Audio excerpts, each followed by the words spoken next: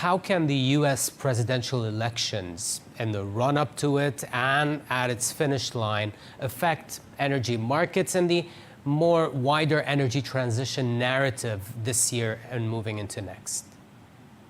Look, that's the million-dollar question. The election is the million-dollar question. But I don't think it is in the way that most people would anticipate. Let's talk about it domestically first and then internationally.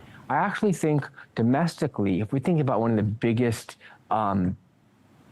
energy-related achievements of the Biden administration, aside from using the FPR in a very strategic way, put that to the side, has been the Inflation Reduction Act. And the reality is, we don't think that even if Trump won, there would be a major rollback of that Inflation Reduction Act. Why? Why, given it's a flagship Biden achievement?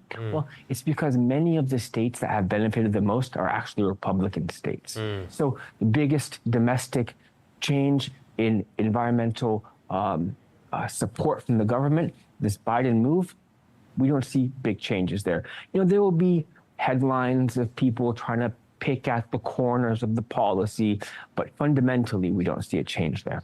Now, where we do see a change domestically is potentially on methane regulation, there's some activity you could see there, but in reality, as we spoke about earlier, these major companies, these major vertically integrated oil companies have already committed to stop flaring, have already committed methane mitigation. So we don't, the policy is not going to be the major driver there.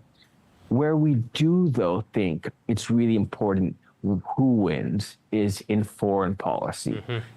Let's take sanctions, for example.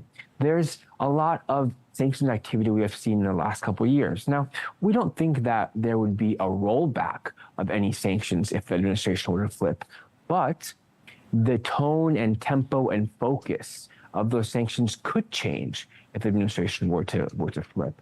At the same time, you'd see a big shift in the commitments to things like the Paris Agreement, and you'd see a big shift in our international drive, the U.S.'s current international drive to kind of put forth environmental actions. So the elections do matter. Now, in the interim, in the medium term, until we get to elections, which you've asked about, and I think it's an important time horizon, the biggest thing is about price stability.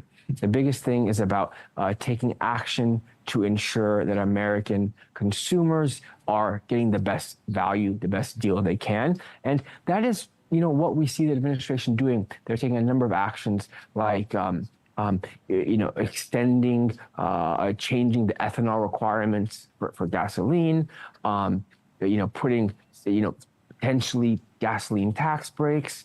I think these kind of actions are really important to make sure the American consumer is not seeing too large of an increase in their gasoline bill. Which, remember, we're in this period where CPI is a huge concern, and overall inflation is a huge concern. So it's in the microscope for sure.